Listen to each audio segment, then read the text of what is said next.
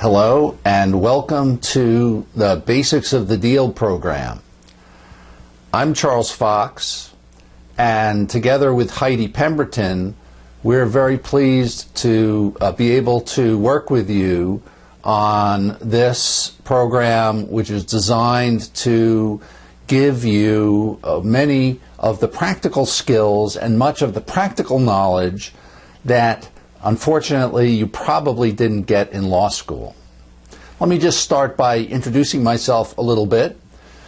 I graduated from Rutgers Law School in 1983, went to work at Case Scholer, where I thought I wanted to be a litigator, but I was steered into the banking department where I found a very good environment for my kind of personality, which is more of a consensus building personality than a confrontational personality. And I was at Case Scholer for about 4.5 years, and then I lateraled to Skadden Arps in 1988 and made partner at Skadden in 1991. While I was at Skadden, I became increasingly interested in training, started to do more and more associate training, and in 2002, I published a book called Working with Contracts, What Law School Doesn't Teach You, because I knew that contract drafting was an area that I struggled with when I was a junior associate, and I wanted to create a resource for young lawyers that would help them navigate the process of negotiating and drafting contracts. Then in 2005, I made a big decision. I left my practice, I left Skadden, and I started up my own business, Fox Professional Development, LLC. And since 2005, I've been doing training like this, mostly at law firms. I also do some teaching at law schools, including Cornell Law School and the University of Alabama School of Law. And my mission in life is to help young lawyers develop the basic knowledge and skills that they need in order to be effective lawyers. Now, you are going to develop most of your abilities by working and through on-the-job training, but the purpose of this program is to get you up the learning curve a little bit, to give you a head start, give you some of the vocabulary and some of the basic tools of your trade. The basic structure of this course is we're going to start with these videos, each of which will be about 20 minutes long, and then we'll all be getting together in Chicago for 2 full-day sessions where we'll take what we've covered in the videos and expand on it and work on things together. There'll be many interactive exercises, and the basic subject matter that we are going to be covering throughout the videos and the live program include things like basic business knowledge and vocabulary, contract drafting, and the importance of precision in contract drafting. And I'm going to let you know when I'm hitting a theme that is going to be recurring, and that's one of the recurring themes: the importance of precision and attention to detail. We'll be looking at the timeline of deals, how they proceed from beginning to middle to end. Due diligence. Here's another recurring theme that relates to due diligence, which is the importance of facts as deals are being put together. We'll be talking about closings. We'll be talking about the relationship between lawyers and their business clients. That's another recurring theme.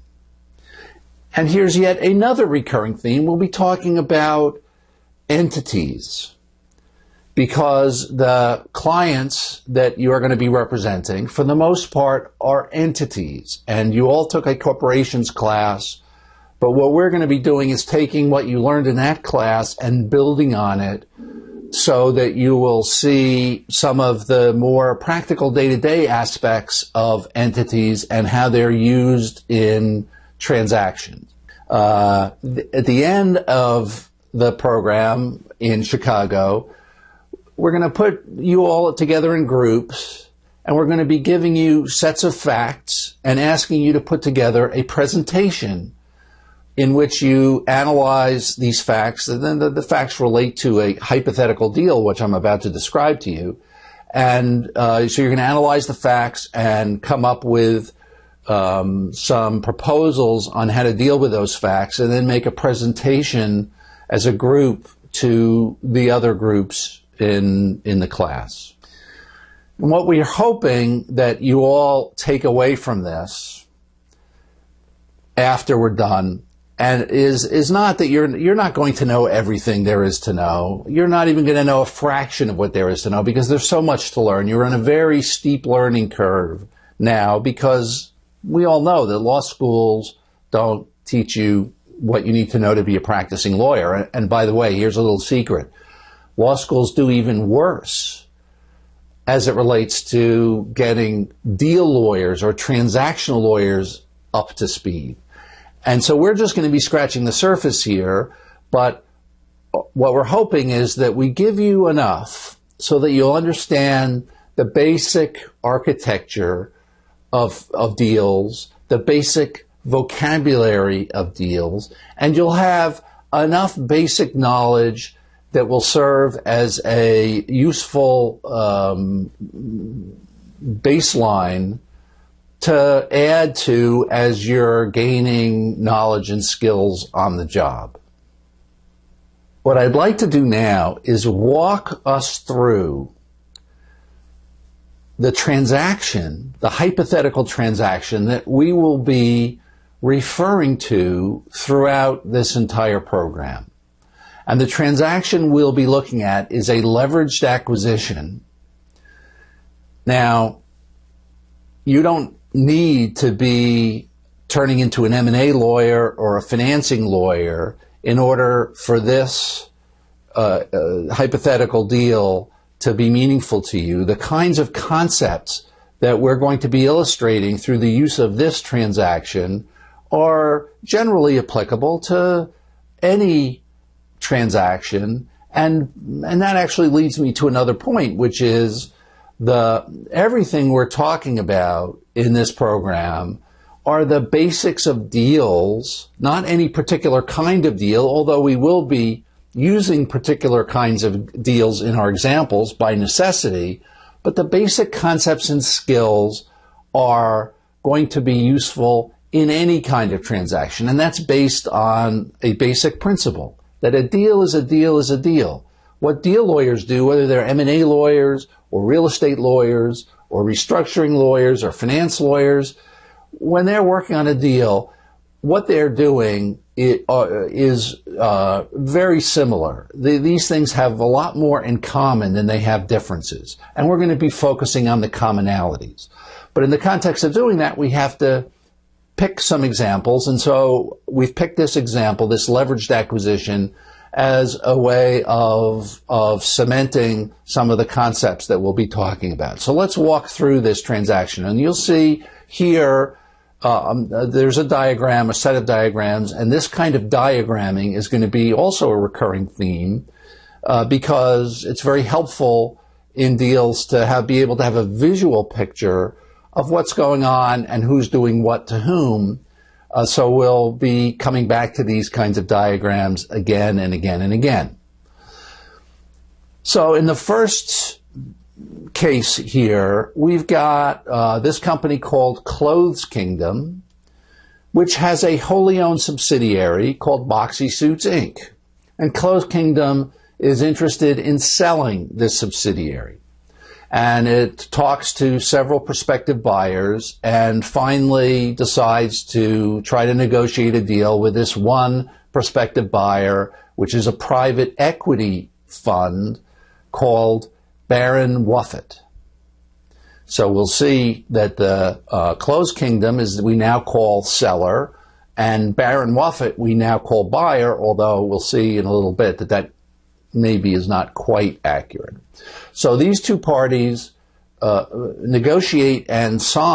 into a stock purchase agreement, pursuant to which the buyer is going to buy 100% of the outstanding stock of Boxy Suits Inc. from Close Kingdom. While that's going on, the buyer is negotiating the financing. And what it's doing is it's having conversations with a bank called Soldman Gax, who is going to act as the arranger for putting this debt financing together. And what that means is they are going to be taking the lead in structuring, negotiating, and documenting the loan, but they're also going to be bringing together a number of financial institutions, which we call a syndicate, when it's time to actually make this loan, because it's a big loan and Soldman Gax doesn't want to take all of that exposure of that loan itself. So it's going to put together a syndicate to have a large number of lenders participating in this loan. Now it's time to actually close the deal, and what Barron Wuffett's going to do is they're going to create a new subsidiary, a new wholly owned subsidiary, which I creatively have called acquisition subsidiary. And this is a very common feature of many deals where entities are created solely for the purpose of engaging in a particular transaction. And that's the case here. So Barron Wuffett creates the subsidiary, and in the context of acquiring all of the shares of the subsidiary, it puts in $50 million of capital. Essentially, it buys the shares in the subsidiary for $50 million. So now this sub is capitalized with $50 million of equity. The next step is the sub borrows the loan that's been arranged with Soldman Gax and the syndicate of lenders, and it's a $180 million loan. So the acquisition sub borrows $180 million from the syndicate, and that's why we've defined the acquisition sub as the quote-unquote borrower. And now the acquisition sub is capitalized with $50 million of equity and $180 million of debt. It takes $220 million of that cash that it's raised and uses that to pay the purchase price for Boxy Suits. And earlier when I said that Barron Wuffett were defining it as buyer, and that's kind of a little confusing, and that's because at the end of the day, technically speaking, it is not the buyer, it's the subsidiary that's the buyer, but because the subsidiary is a wholly owned subsidiary under Barron Wuffett's control, in a real sense, Barron Wuffett really is the buyer here. But technically, it's the acquisition sub that's the buyer. So the acquisition sub pays for the shares. Close Kingdom transfers those shares in Boxy Suits to the acquisition sub, and as a result, Boxy Suits becomes a wholly owned subsidiary of the acquisition sub and an indirect wholly owned subsidiary of Barron Wuffett. And then the last step here is that as part of the financing, the lenders, that is Soldman Gax and the syndicate, are going to insist on Boxy Suits guaranteeing the $180 million loan and granting it a lien on all of its assets to secure that guarantee. So this is the deal that we're going to be talking about and referring back to over and over and over again. And if this seems complicated or there are things about this that you don't understand, that's okay, because we're going to be meeting and talking about this more, and you'll have an opportunity to ask many questions. And in fact, if you have any questions on any of the materials in these videos, please feel free to email me or Heidi with any questions you have, and that way we'll be ready to answer them when we meet together. All right, now that we've looked at a specific deal, let's ask ourselves a more fundamental question, which is, what is a deal? What's a transaction? we all do deals every day because all a transaction is an exchange of value. You go to the grocery store and buy groceries, that's a deal. You're getting groceries, you're giving them money or giving them a credit card, which represents the payment of money. So you're doing deals all the time because it's just any time that value is exchanged, let's be more specific. Value that can be measured economically. I'm not talking about intangible values like love and friendship, which are very good things, but that's not what we're talking about here. What we're talking about is the exchange of value that can be measured economically or monetarily. So we do deals all the time, and your clients, the businesses that you represent, also do deals all the time, but they don't hire lawyers to get involved in every deal that they do, because many of the deals don't really call for that. The deals that you're going to end up working on are transactions that have one or more of the following characteristics.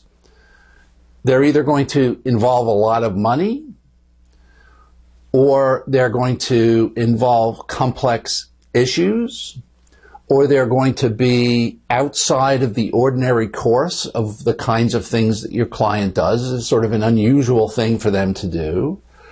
Or they involve significant risks, or they involve a large amount of work that the client isn't able to or doesn't want to do on its own. Okay, the last thing that I'm going to talk about in this video is about the basic difference between litigation and deals. And what law school has taught you about, for the most part, unfortunately, from my perspective, is litigation. You've all learned how to be litigators. Why? Because you've read cases for 3 years. And part of the purpose of our program here is to get you into a different mindset, get you out of the litigation mindset and into the deal mindset. So let's talk about 4 key differences between litigation and deals. First, a litigation, by definition, is about legal issues. Deals are not about legal issues. Deals are about business issues. Deals are done by businesses to achieve specific business objectives. We're there to identify legal issues, and we're there also to identify other issues and to help solve those issues, but all as a means to an end. And the end is not legal in nature, it's business in nature. That's difference number 1. Difference number 2 has to do with facts and our perspective on facts.